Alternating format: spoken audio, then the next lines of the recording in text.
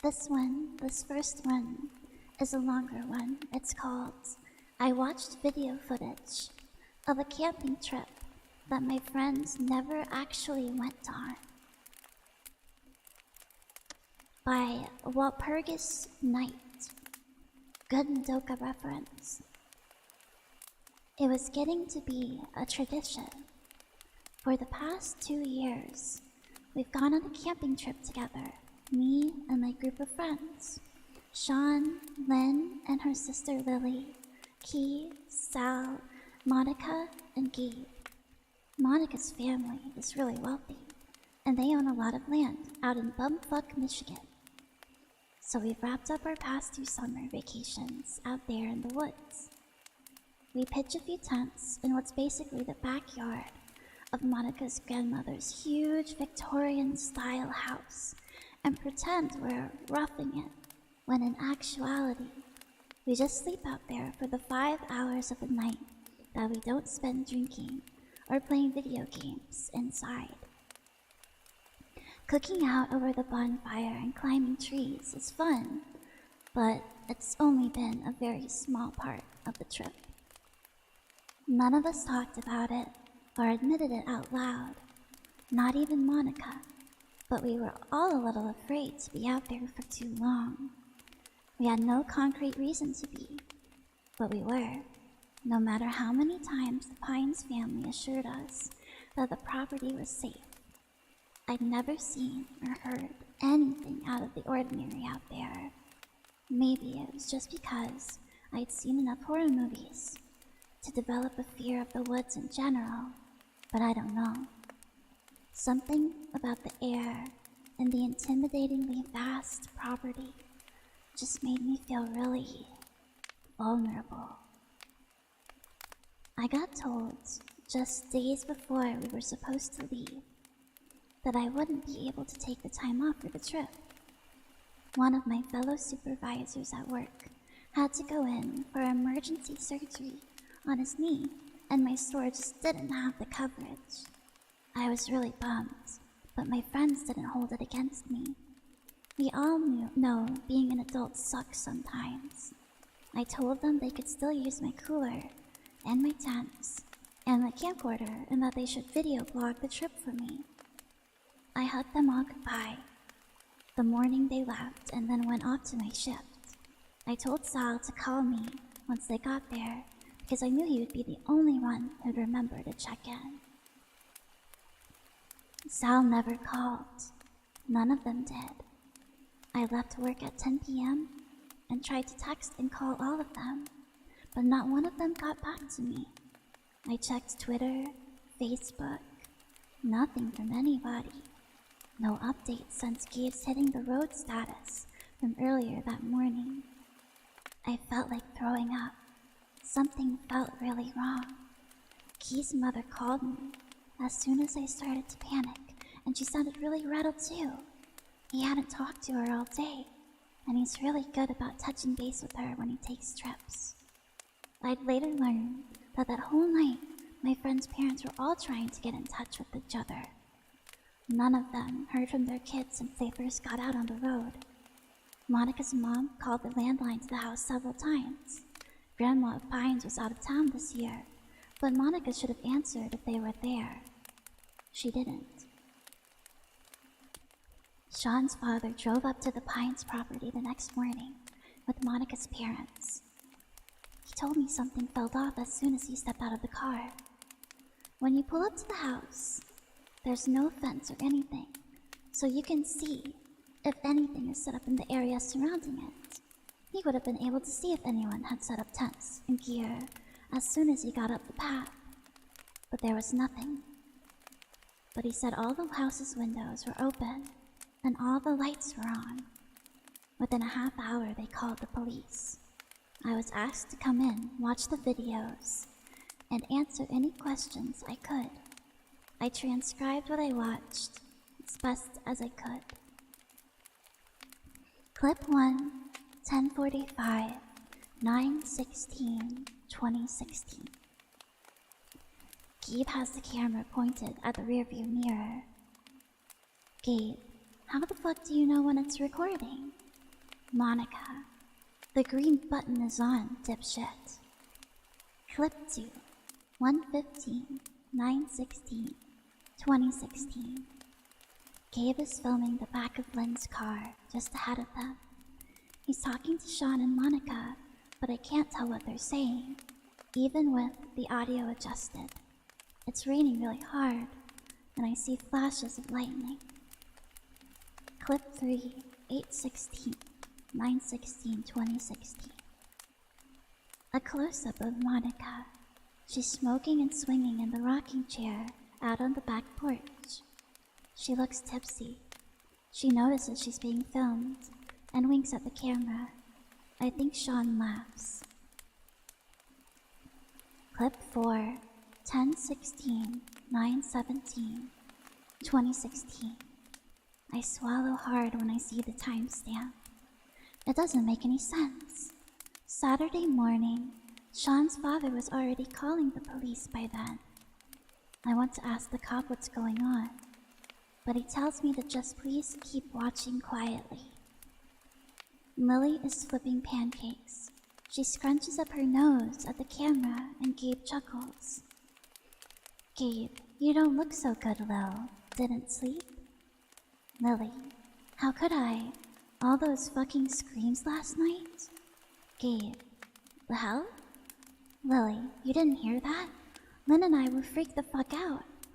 Gabe, what the fuck? We didn't hear anything.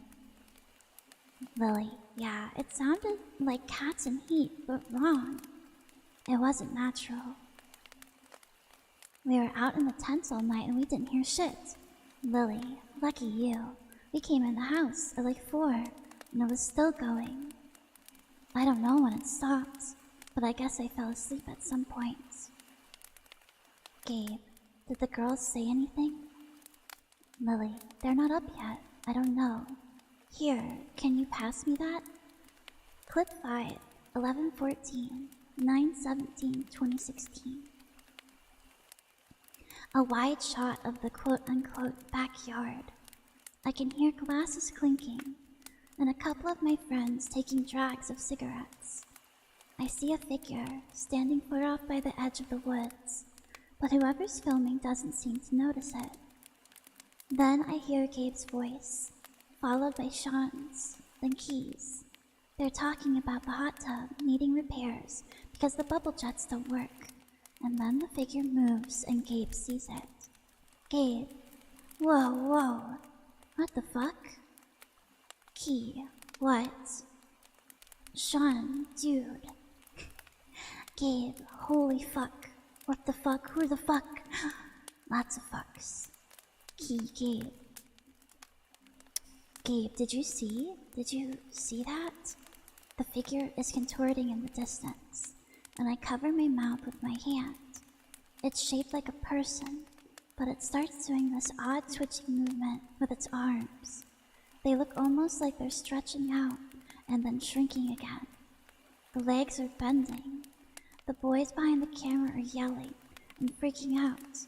The shot cuts to the figure, launching itself upward into the trees. Clip 6. The timestamps are turned off. It's nighttime.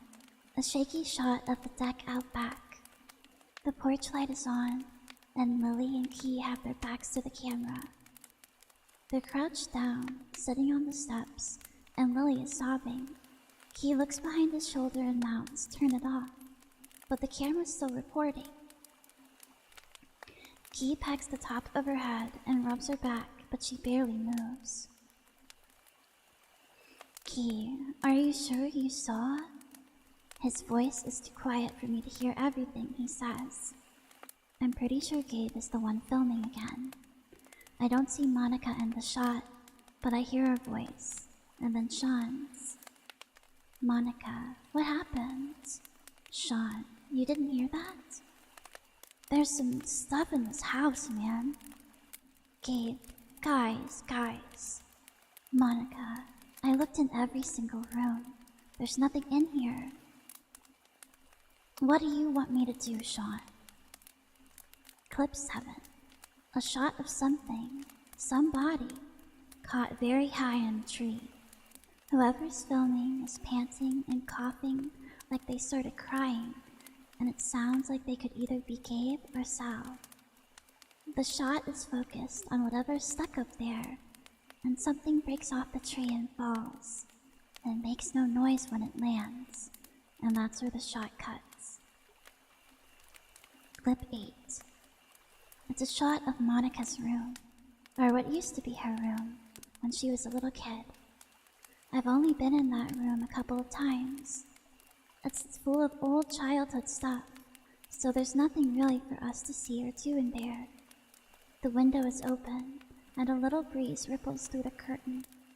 There's a crash, like glass shattering, from what sounds like downstairs, and I nearly jump out of my seat, shielding my eyes. But the cop touches my arms, tells me there's nothing scary in the shot. It's just the room, pink and purple, with sunshine peeking through. The clip ends with another loud crash, and I swear I see a flicker of someone's face, wide-eyed and gaunt, peeking into the corner of the window.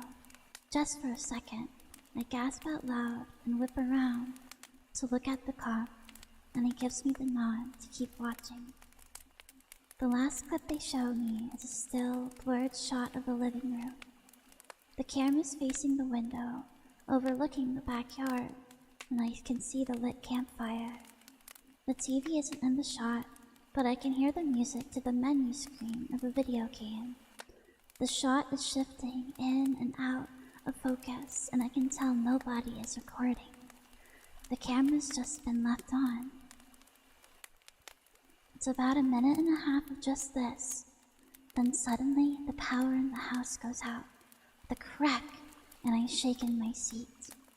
There's a strange, howling noise from outside, but it's not a coyote, not an animal. It sounds like 2 or 3 people mocking wolves, but warped. Something hits the window with a hard thud and I wince. There's blood splattered across it, and through the smears I can see somebody with oddly shaped limbs standing by the fire. They don't move. They just stand there with their head bent down, fixated completely on the flames, while the howling keeps going, and I start to notice something. The howling sounds exactly the same every time.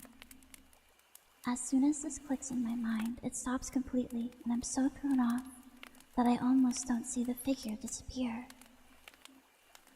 It doesn't leave the shot. I don't see it move. It just vanishes. The fire goes out and the lights turn on in the house again. The menu music from the video game is playing again, and I can hear my friends laughing. The clink of beer bottles. The shot goes blurred and then shuts off.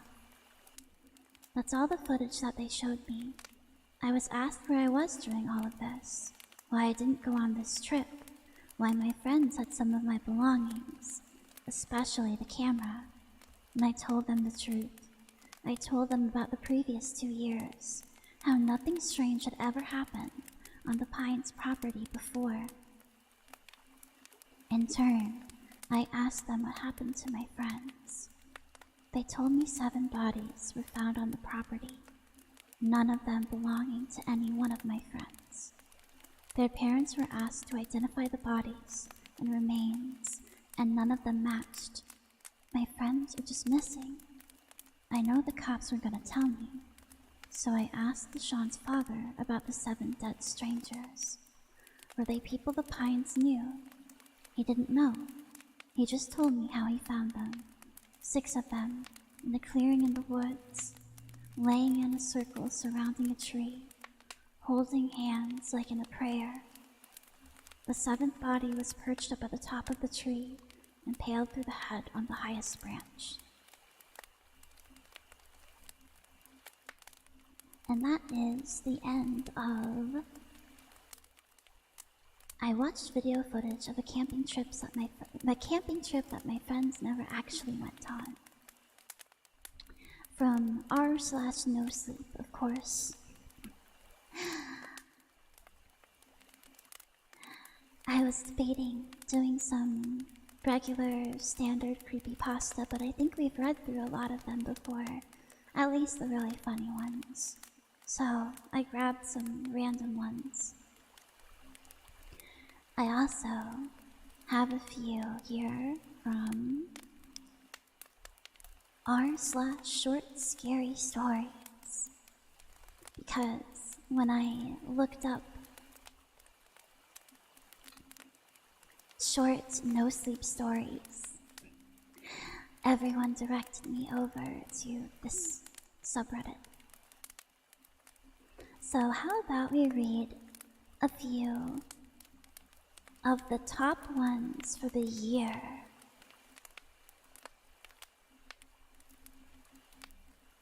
They all have to do with husbands. Wow. I wonder what inspired so many people to make scary stories about husbands.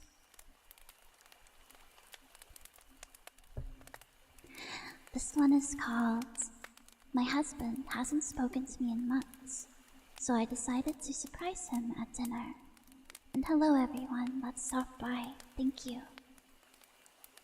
I hope that you're feeling comfy next to the campfire with me.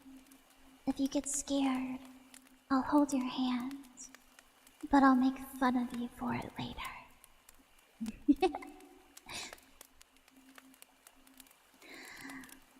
"Hi, honey," I said, bustling over the stovetop. "How was your day?" He ignored me. He threw down his briefcase and got a beer from the fridge, the same as always. "Is dinner ready yet?" I pointed to the timer ticking on the kitchen counter. The meatloaf needed another 20 minutes. I think the correct phrase is, "What's cooking, good looking?" I joked. "Look, I've had a long day," he sighed, draining his beer. "Just come get me when it's ready." "I will, honey," I said. "After dinner, I have a surprise for you." "Whatever." And with that, he retreated upstairs. Supper seemed to be all he cared about these days. So long as he was fed, he appeared to want nothing else to do with me. I tried to get him to talk to me. Something was clearly bothering him. He just wouldn't open up. But that was all right. Once dinner was ready, I hollered up the stairs that it was time to eat. The spread was immaculate. Roast cauliflower with lemongrass and shallot, jacket potatoes with garlic confit, and for the main course, a beautiful meatloaf, my own recipe, his favorite. I thought he might even notice. Instead, he simply began eating without even looking at his plate, his eyes glued to his phone. But that was all right. After 15 minutes of silence, broken only by the sounds of chewing, I spoke up. "So, how's the meatloaf?" I asked. "Good," he grunted. "Curious about your surprise?" I asked, smiling. "Do you want a hint?" "What do you want from me, Rose?" he scoffed, plating another ketchupy slice. "I didn't forget your birthday, did I?" His words stung, but I tried not to let it show. I'd been silently rehearsing what I was about to say for hours. "Actually, I wanted to talk to you," I said, "about the baby." He stopped chewing for a moment, his jaw set. He always wanted to be a father, but 6 months ago I'd miscarried at 20 weeks. The doctor told me we shouldn't try again. "I told you before I don't want to talk about it." "But I do," I said. "She was my baby too." "If you can't give me a child," he said, popping the last of his meatloaf in his mouth, "then we have nothing more to talk about." Ow! He'd bitten down on something so hard he nearly cracked a tooth. As he gingerly pulled the thing from between his lips, he shuddered, unable to comprehend what he was saying. "Is that?" he asked softly. I nodded. "There's leftovers in the fridge if you're still hungry." A belly button ring, the kind his mistress wore. He clutched his mouth in horror, staring at me with more passion than he had in months.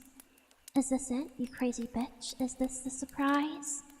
Of course not, I replied, pleased that I finally had his attention. Oh, this one's a bit sad. She was pregnant. Oh, that's sad. That's what you get for choosing random stories. Well, surely not every single one here is sad, right? Surely they don't all have the same twist. Grr. Maybe I should have stuck with reading Ben's Round or something. I wanted to read Pen Pals or Baraska, but they're like 4 hours long. They're really, really long.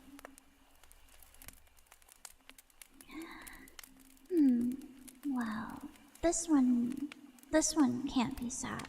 This one looks different. My husband got a speeding ticket for the second day in a row. It's time to tell him about my stalker. Ooh, spooky.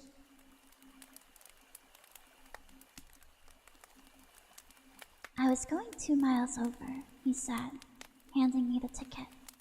2, can you believe that? The same guy who pulled me over yesterday. I looked at the name of the officer on the ticket. Babe, I need to tell you something. Okay. When I was a freshman, there was this classmate who wouldn't leave me alone. Just kept bugging me. So eventually I caved in and let him take me on one date just to shut him up. He was weird, very weird. Kept saying we're going to get married, have 10 kids, so I told him it wasn't going to work out. But he wouldn't let go for years, kept harassing me. I had to switch schools twice just to avoid him. My parents tried to get a restraining order, and I hadn't thought about him for years, until 3 days ago when he pulled me over. My husband pointed at the ticket. This guy? I nodded. He pulled me over for some bullshit reason, then acted like it was a happy reunion. He asked me out for dinner. I told him that I'm married. He said, I can fix that. I thought about it, and lately I've seen a cop car parked down the street late at night. I thought, great, less crime. But now I think it was him. He's watching me. I don't think he's going to leave us alone. My husband angrily crumpled the ticket in his hand. I'll take care of him. How? I'm scared. I'll take care of him. It's been 5 days since I last saw my husband. 5 horrible, gut-wrenching days. I walked into the police station and told them I needed to report a missing person. The officers were no help. I know they wouldn't be. Oh, he's probably run off with another woman. My husband would never. I didn't report him missing because they were gonna find him. I knew doing it would get my stalker's attention. I hadn't even made it halfway home when I saw him in my rearview mirror. He flashed his lights and I pulled over. I hadn't even made it halfway home. Wait, I read that. Oops. He walked to my car with a big smile on his face, knocked on my window like I was his birthday present. The thing about predators is they have tunnel vision. He couldn't keep his eyes off of me. He should have been looking behind him. It made a horrible, disgusting crunch when my husband ran him over. And a human versus a stolen Kia Optima collision, the car's always going to win. My husband had been waiting outside the police station, just like we had planned days ago. My stalker laid on the ground, seizing. There was less blood than I expected. Half his skull was missing. My husband sped away and was already out of sight. Now all that was left was to call 911 and report a tragic hit and run. It happened so fast. I won't remember many details. That one was better. That one wasn't sad. And yes, Boraska is super, super long. It's one of the best stories I've ever read, though. Maybe I'll do it for another stream. I only plan to do a very short stream today to try it out. Hopefully you guys are liking it. I would like to do more ASMR reading.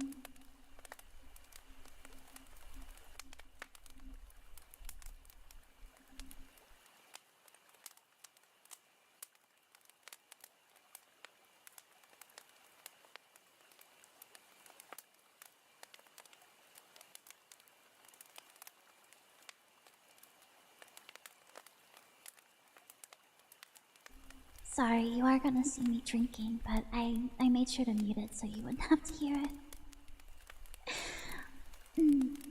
Let's see, let's try another from Scary Short Stories, and then maybe I'll read a classic creepypasta or two. I'd really like to do this with maybe the Morrowind books or some other video game lore. I think that would be nice.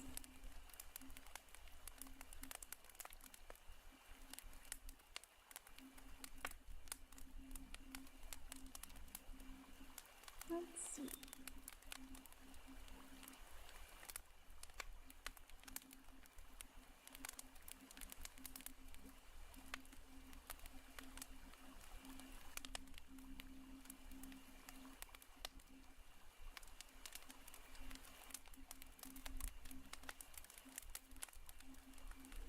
This one looks good. Okay. My mother died, and all she left me was an old coat. Did she leave a note? I asked, wiping the tears from my eyes. My sister Erica had called me and told me that our mother had committed suicide. Once the shock had passed, that was the first question I asked. She did, Erica replied with a sniffle, but all it said was, I'm sorry. We spent the rest of the conversation speculating why she would do something like that, but neither one of us had a clue. The best that we could come up with was that she missed our father, who'd passed away from cancer 3 years earlier. Before I got off the phone, Erica gave me the details of the memorial service that our mother had apparently set up in the weeks before her death. That all happened a week ago. I thought that would be the end of her family's ordeal, but that was not the case. The day after the memorial service, Erica and I got a call from a lawyer telling us that our mother had left specific instructions for him in her will. That was why both of us were now seated across from him in an office. When he read the will, we weren't surprised to hear that our mother had divided everything equally between me and my sister. So that's it? I asked. You called us down here just to tell us we each get half? Not exactly, the lawyer replied. Your mother did have one additional request. What? I asked. I'm afraid I'm going to have to ask you to leave the office, Miss Payne, the lawyer said to my sister. Why can't she stay? I asked. Your mother left specific instructions that the item I'm to give you is for your eyes only, the lawyer explained. It's okay, Erica said, before excusing herself from the office. Once my sister was gone, the lawyer got up and retrieved an old wool coat from his closet, which he carried over to me. Your mother wanted you to have this, he said, handing me the coat. A coat? I stood up and I took it from him. What's so special about a coat? Put it on, the lawyer instructed. What? Your mother said not to let you leave until you tried it on. That's stupid, I said, as I put the coat on. Happy now, I thrust my hands into the pockets of the coat, and when I did, my right hand brushed against a folded piece of paper. I pulled it out and folded it, and read the message written inside. This coat belonged to your real mother. I stole it when I kidnapped you. My world suddenly flipped upside down, and with that came the realization that I was the reason my mother had committed suicide. A few weeks before she killed herself, I took a DNA test because I was curious about our heritage. Interesting. Yay! And hello, everyone new. Hello, gather around the campfire. I don't know if I could do it with the Balan Wonder World book, but I would also like to introduce triggers and stuff. I just have to figure out how ASMR people do that.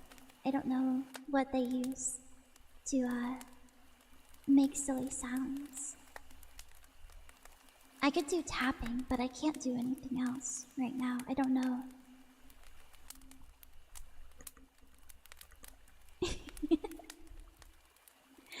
It's okay. Reading stories, you don't have to do those kinds of things, especially scary ones. It would just spook you to hear loud, sudden noises. Let's see. I think for this last one here, we're going to read a classic creepypasta. So let me go get one of those real quick.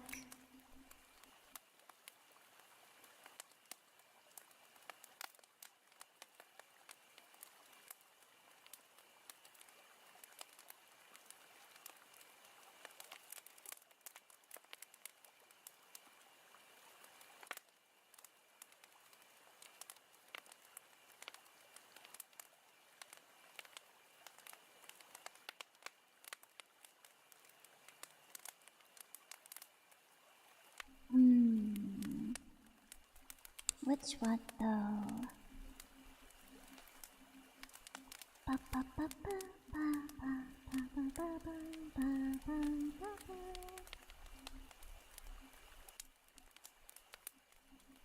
Okay, I've got one. This isn't one that I know, but it's suggested reading on the Creepypasta wiki. So maybe it'll be good. To Bree Ice Q at blank.com. Subject: Bree, please read this. Bree, don't delete this. I know you hate me, but we were best friends once, and I need you to read this. I think I'm in serious trouble, and there's nothing you can do, but I need you to read this so you understand. I know we haven't talked since sectionals.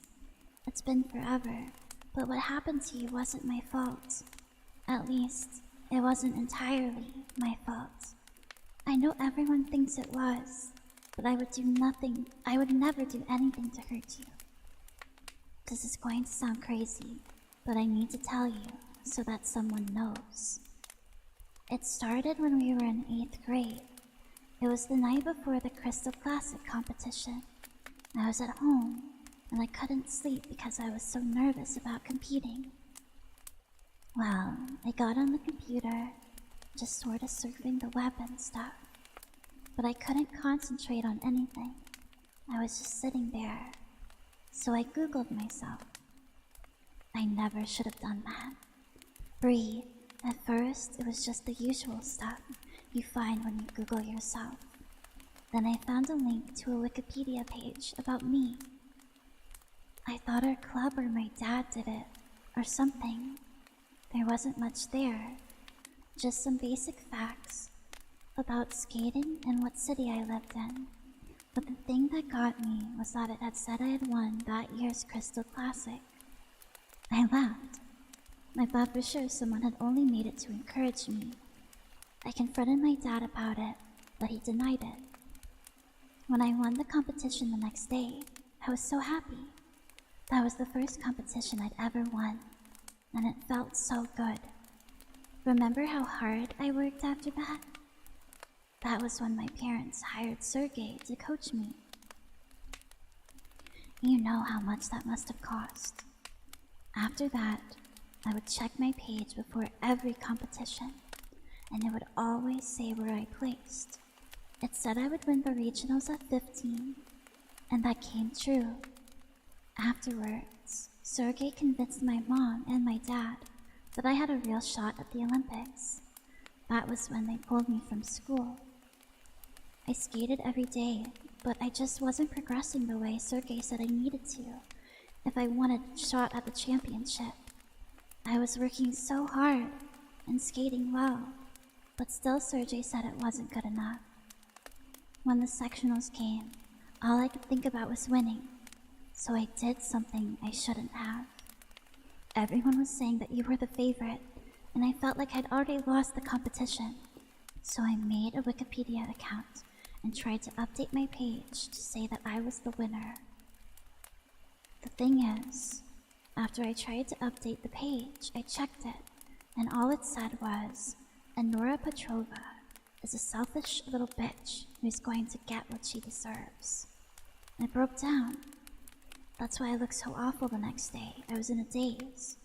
I remembered watching your routine and seeing your blade snap. The next thing I knew, I was on the ground and my face was covered in blood from where the tip flew off and sliced my forehead. They told me it was my fault because I had your skates in my possession earlier. Bree, I honestly didn't do anything to your skates. I wanted to win, but I wouldn't do anything to hurt you. When they told me I was banned from any further competitions, everyone said that I got what I deserved. Nobody even asked for my side of the story. I guess you heard that Sergey dropped me after that too. He said I ruined him. No one would talk to me. Do you know what it's like to be ostracized by everyone? I couldn't even get ice time, and then the page got worse.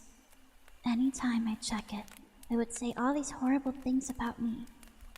I can't even tell you half of them. The language was so vile. I'd cry every time I read it, but I couldn't stop checking it.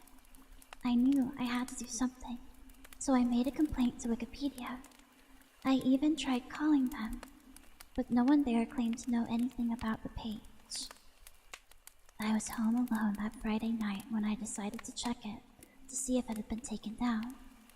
The page was still there, only this time it read, Anora Petrova is a pathetic little orphan. I freaked. I kept calling my parents to warn them, but every time I did, all I would hear was this horrible laughter on the other end. I must have called them 100 times until I couldn't take the sound of the laughing anymore. After the accident, the police gave me their phone, and there wasn't any record of my calls that night. I was devastated. Before that, I was so busy training all day and doing homeschool, I never realized just how alone I had been the entire time. I know you tried to reach out, but I was so angry and depressed that I just shut everything out. Once I turned 18, I got the settlement money from court. I came to Switzerland. I got to reinvent myself. My skating really took off. It hasn't even been a year, and I still feel like everything that happened was so long ago.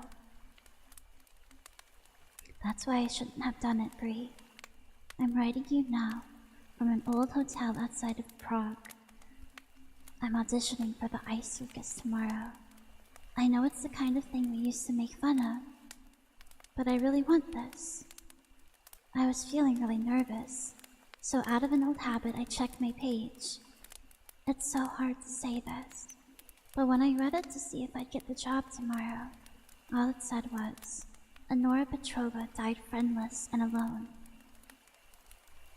And it has today's date listed as the day of my death. I'm sobbing so hard. I can barely type this, but I wanted you to know the truth. Please believe me, Bree. I attached a screenshot of the page. It's all there, just as I told you. I don't know what to do. I don't know anyone here, and no one speaks English. I keep refreshing the page. God, it's been forever. I keep refreshing, but it still hasn't changed. I'm waiting for midnight. I don't know what to do. So I locked myself in my room. There's only a few minutes to midnight now. All I can do is refresh the page. I'm exhausted, but I can't stop. I'm afraid to leave the computer until I know what happens next.